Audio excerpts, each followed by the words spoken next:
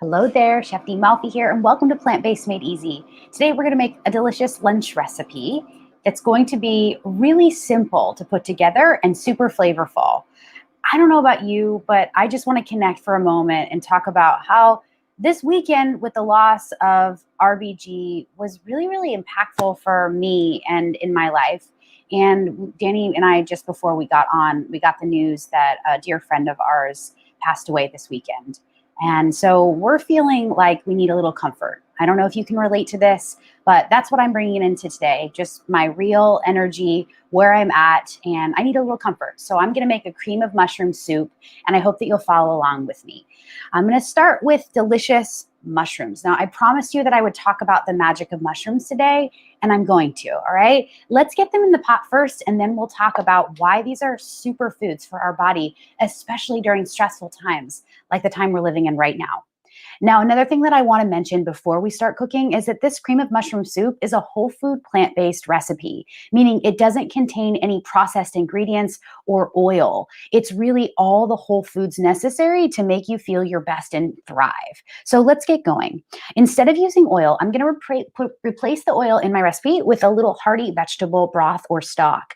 Now, you can get this from Trader Joe's, Whole Foods, Safeway, Vons, Ralph's, Albertsons. Any standard grocery store should sell a box of vegetable broth. One of the things that I want you to do, though, is read your label. On this label, I'm going to read to you that it's water and carrots, celery, tomatoes, leeks, and then a bunch of flavor agents like salt, garlic, parsley, bay leaves, and thyme. Now, you didn't hear any sugar, right? That's because there's none included here in this box. I specifically buy this version, organic and the hearty vegetable broth, because I know there's no hidden sugar. And for this recipe, I want to make sure that it really does stay whole food plant-based. So I'm going to take a little bit of my vegetable stock and I'm going to turn on my big soup pot. I'll get it on to a medium-high heat, and I'm using induction, so it shouldn't take that long to come to temp. And I'm just going to throw in a little splash of this vegetable broth. Now, traditionally, soup is made with some sort of fat, like a coconut oil, butter, or regular oil, like olive oil or avocado oil as the base, and you use that to saute vegetables. But today, we're going to skip that altogether and just use our broth as our saute, as our way to saute and tenderize the first few veggies. All right, so let's get started on the first thing, the aromatic. Really important for a soup. You have to have aromatics. Aromatics are things like onions, garlic, shallot. These are all really aromatic vegetables, meaning they're super, super potent in flavor and aroma. So I'm going to use green onion today, scallion, but you can use red onion, you could use yellow onion. It doesn't matter. The reason I'm using green onion is because I couldn't find cremini mushrooms. So today we're using shiitake. And I thought shiitake mushrooms and green onions and scallions, that actually feels a lot better to me than trying to do red onion and shiitake together. So I'm just taking off the root ends. I've already washed these. You can see they're nice and wet. And I'm going to visualize 4, 6, 8, 10, about 10 scallions here, or about the same amount as one full red or yellow onion. So I'll start with the yellow and the light green.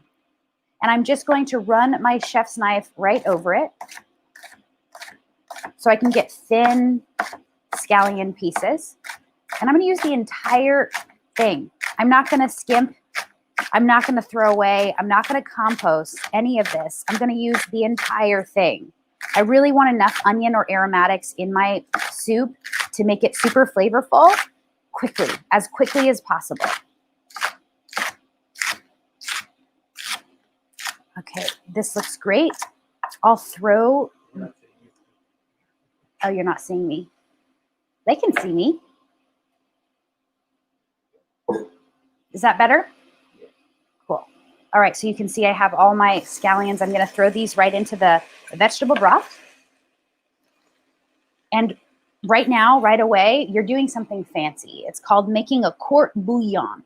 And what that means is it's a liquid or a broth that has aromatics added or infused to it that have been slightly simmering, okay? That's a really fancy French term for just making a really flavorful liquid as the base of any soup or stew. So now I'm using the dark green parts, the top of the scallion. You can use all parts of the scallion. You do not have to throw any bit away except for the root ends. And truthfully, you could throw those into the soup too if you wash them well enough. They are edible. I'm going to throw those right in. All right. Now the next thing we need is another aromatic. I'm going to go for garlic today, but you could use shallot. Shallot and scallion is just totally fine. Let me grab my garlic. And today I'm going to use the frozen garlic right from my freezer. The cubed frozen garlic from the rote. I really like this stuff. I've talked about it before, and here's what I'm using today. Comes in little cubes like this, and each cube is equivalent to a garlic clove. And I want about 2 to 3 garlic cloves. I think I'll just do 2 today. Perfect. And then put these right back into the freezer, all right? Because they thaw quickly. All right, so our aromatics are down. Let me just give this a little mix. Yum. All right. Next, we have to talk mushrooms. Let's get into it. Like I said, today I'm using shiitake mushrooms. These beautiful shiitakes, so beautiful. See, shiitakes are great because sometimes they look white and then sometimes they start to look kind of red. Both totally delicious. They both smell like the soil, like the earth. That makes me feel comforted already. Just the smell of something that's earth-like, soil. That mushroom smell. It makes me feel, well, it makes me feel alive. All right, I'm just going to give this a quick slice. And these shiitakes, you don't have to remove any part of them is either. You can keep all of the gills intact and you can keep all of the stems intact. You don't have to remove or clean them up in any way. You don't even have to peel them. The only thing I will recommend is that you wipe these with a wet dish towel. If you see any mud or dirt on them whatsoever, wipe them with a quick, clean, very clean dish towel just to kind of take that dirt, any dirt that might be on the outside of the mushroom. Do not try to rinse these in water because like I've mentioned before, mushrooms are like nature sponges. They like sip up, slurp up whatever liquid they come in contact with. So as soon as you put these under the faucet, they're going to drink all of that water. And what's going to happen is you'll then use the mushrooms in your soup and your soup will be waterlogged. You don't want that. You've spent all this time making a delicious court bouillon. You want to support that by adding as much flavor with these mushrooms as possible. So gorgeous shiitake mushrooms. This is 8 ounces of shiitake mushrooms. This is going to go right in. You can use cremini. You could use portobello. You could use button mushrooms. You could use hen of the woods. You could even use any of the velvet rapinis. You could use any varietal of mushrooms, truly anything. And have fun with it. Enjoy different types of mushrooms. It's really kind of wonderful to play with this ingredient, the mighty fungi, not a fruit, not a vegetable, not a seed, not a legume, right? It's its own category. Really kind of potent for our health. All right, the next ingredient that I want to add is coconut milk.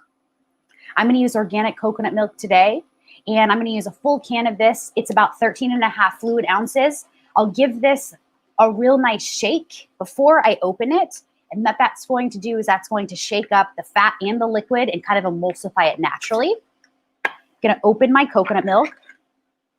Dan, will you do an overhead for me? Thank you. And I just want to show you how delicious this is. It looks like whole milk. It's so great. I'm going to throw this right in.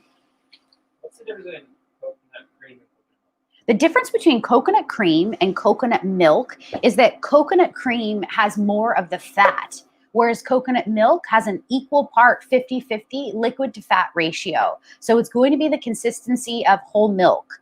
Coconut milk and whole milk, very, very similar. Whereas coconut cream, it kind of takes on the consistency of a thicker coconut milk. It's not like half and half. It's more like a thicker version of coconut milk. It's more rich and it's more fatty. I hope that answers the question. Get yourself a can of coconut cream and test it out for yourself. I actually purchase coconut cream and coconut milk every single time I go to the grocery store or the market because I always want it on hand. Sometimes I use coconut cream in my curries and in my soups.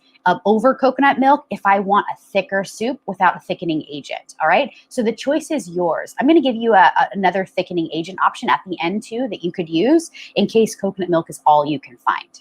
All right. All right. So I have this going. Now you can see I'm using a pretty large or wide surface area soup pot. And I'm doing this intentionally, friends, so that I can actually cook this as quick as possible. And at this point, I think I'm just going to put my top on it and let it come to a quick boil. All right. And in a second, after it comes to a quick boil, I'll then pull the top off and then I'll add my other aromatics as well as my seasoning. So during this moment of a boil, let me quickly talk about the magic of mushrooms. I promised you that I would. And today I want to share my screen with you and actually just share what are mushrooms, what do they contain, and what are the health benefits that make us feel our best. So let's get into it. Here are the health benefits of mushrooms, and this goes for any type of mushroom, any variety of mushroom. All mushrooms are an excellent source of selenium, which is good for the bladder.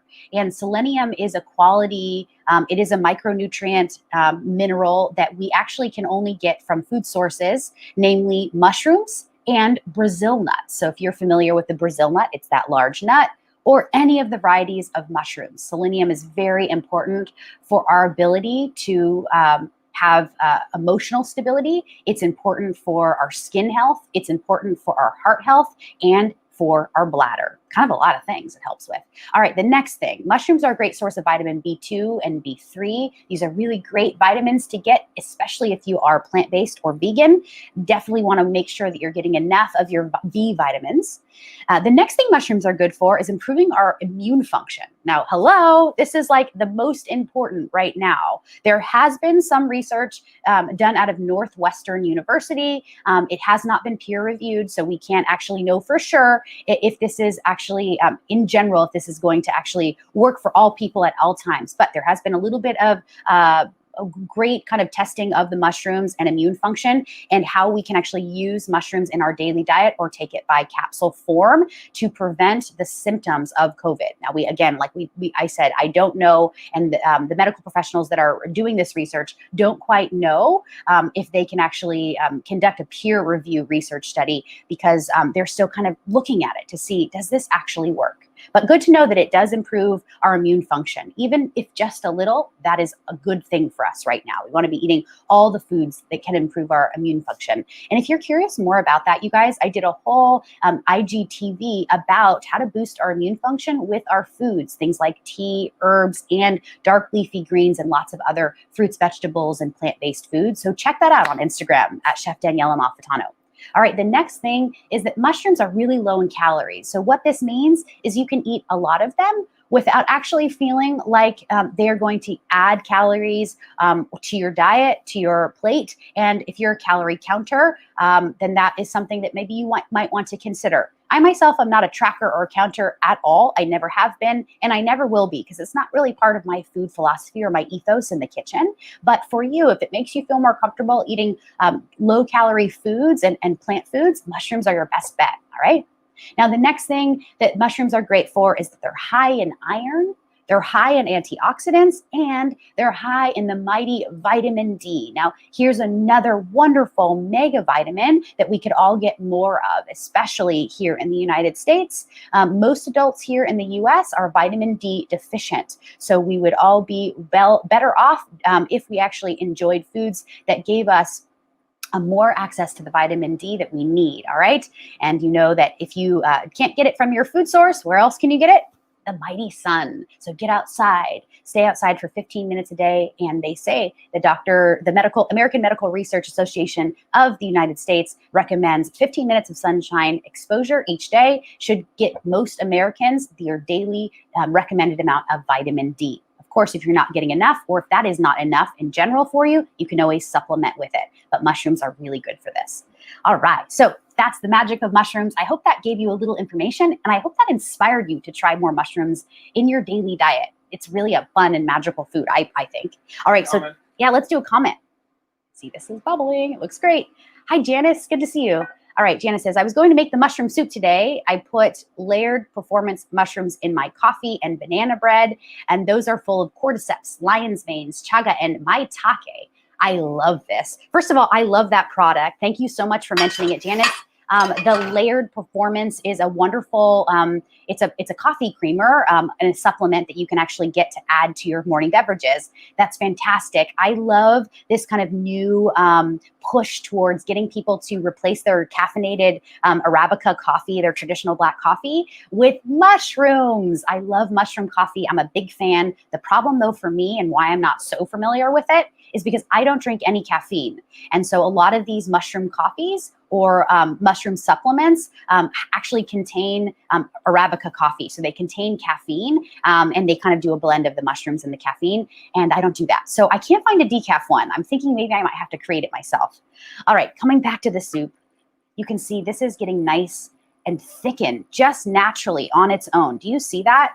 It's taking on this sort of velvet kind of consistency. Looks fantastic. To this, I'm going to season this up now. Now, if you are whole food plant-based and you don't use any salt in your diet, kudos to you. That's amazing. I want to honor that. And I want to also honor the folks here like myself and my family. We do eat salt. We just do a little sea salt. And I'm just going to use a little bit, like a couple sprinkles, right into my soup.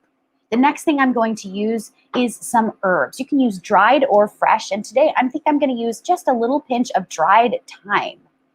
I'm going to add this right in. I think I'll throw the whole thing in. That's about 1.5 teaspoons or so. You can use fresh thyme or rosemary. You could use dried thyme or rosemary that's dried. Any herbs, fresh or dried, like I said, will work. And try to match it with the other ingredients that you have.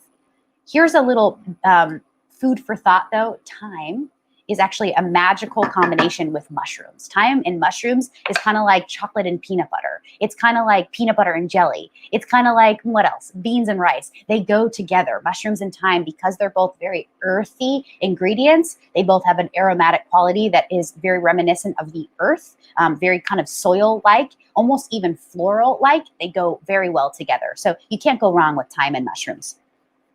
All right, now the last thing I said I would talk to you about is if you want to thicken this. Let's say this hasn't thickened up to your liking, or you have to do this quick and you want to actually make your soup fat, quick and thick without actually waiting too long. Here's a wonderful way you can do it. You want to get yourself a wonderful 16-ounce bag of arrowroot starch or flour. It goes by both names, arrowroot starch / flour. See that? And arrowroot is a wonderfully low processed ingredient. It is a root. And it actually has this powdery, starchy look to it. It looks just like cornstarch, it acts just like cornstarch. And if you wanted to use this, what you would do to thicken your soup is you would take a little tiny bowl. You would take 2 tablespoons of water, and I'm going to use cold filtered water for this. And then you would take about 1 tablespoon to 2, depending on how thick you want your soup, and you would make a slurry by adding your arrowroot powder right to your water. Then take a whisk and just whisk this up. That, my friends, is called a slurry. I think I have a little bit more arrowroot that I want in here. There we go. Now you have to do this if you're going to ever use a thickening agent in your soups. You need to make it a slurry first. If you go to try to add the arrowroot or cornstarch right into your soup, what's going to happen is you're going to get little tiny balls of cornstarch and arrowroot that are never actually going to turn into dissolve. They're going to remain little tiny balls of starch. And it's not pleasant because you can get a little spoonful of that. And what happens is you chew it and the little balls inside is just kind of trapped starch or flour. And it makes your mouth kind of dry and it's a very weird experience. Don't do that. That's not good cooking. Stick with me. Try to make a slurry first. This is very simple. It's a little water filtered and a little of the thickener. Whisk it together. And what you end up with is like this really kind of watery, kind of white clear mixture. Throw this right in and then let this just sit for a couple of seconds. That's all it takes. And within a matter of seconds, the heat is going to activate the arrowroot. The slurry is going to prevent the arrowroot from becoming bally and it's actually going to dissolve right away. And as soon as this comes up to a boil again, you are going to see a thick soup. Do you see how fast that happens? This stuff is really, really, really good. It's really wonderful. And like I said, it's lower processed than cornstarch. I do not recommend cornstarch. Cornstarch is very bleached. It's very processed. And most likely it is genetically modified and comes from genetically modified organisms. The seed itself is GMO.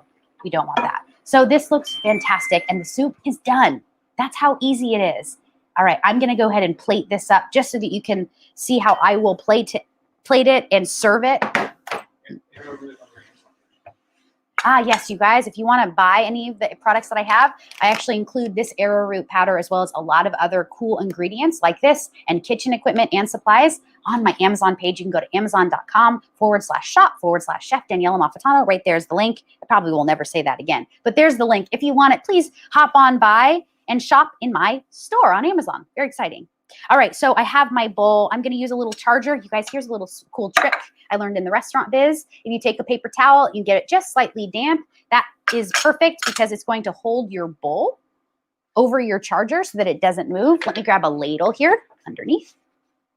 And I'm going to plate this up. I'm then gonna garnish it. And you can use any garnishes that you like. I think I'm gonna go with yogurt. I just made a batch of this delicious yogurt, you guys. I include Greek yogurt in my monthly Plant-Based Made Easy cookbook, which we're cooking out of right now.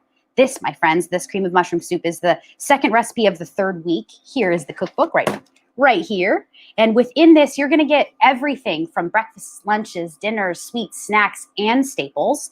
And so I'm gonna use one of my staple recipes today, the Greek yogurt. This turned out so delicious.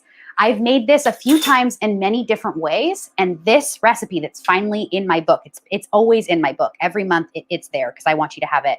It is so rich and delicious. It ferments for about 12 hours to 24 hours. It tastes like Greek yogurt. It doesn't taste like plant-based or vegan at all. I'm telling you, I promise. It tastes just like regular yogurt. So a little dollop of the delicious yogurt, maybe some dried chives. Yum. And then, because I really love to, I'm just going to put on the side of my plate, I have some delicious whole wheat flatbread here. It's called lavash. It's just made with stone ground whole wheat water, and that's it. And it's a tiny flatbread. It kind of looks like a little tablecloth, right?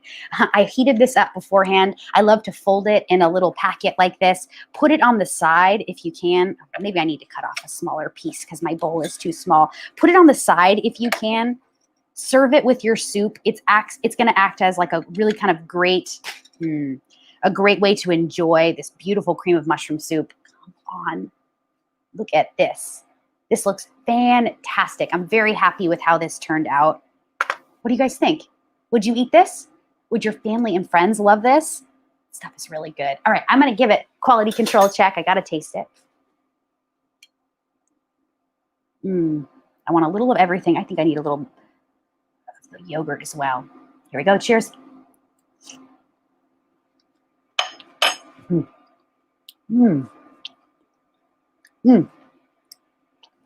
That's so comforting. That's what I needed today. Try this recipe. If you need a little food hug, this is going to be it. This recipe is so good. It's so easy. I was yapping. I was talking. That's what made this seem a little longer than it actually will take for you. I know it'll be a snap in your kitchen. Get your kids involved. Get your loved ones involved. You guys be together in the kitchen. Use your home as the community that you have right now. Hold on tight to your loved ones because this is all we have in this moment. Thank you everyone so much for being here today. I love you. I appreciate you. Please come back for more. Tomorrow we have our dinner recipe in store for you. I'm going to be making an avocado and spinach pasta. I'm also going to be featuring a beautiful bean-based pasta brand that I love, and I want you to know about it. So join us again tomorrow, 12 p.m. Pacific-ish, and I will see you then. Ciao for now. Peace.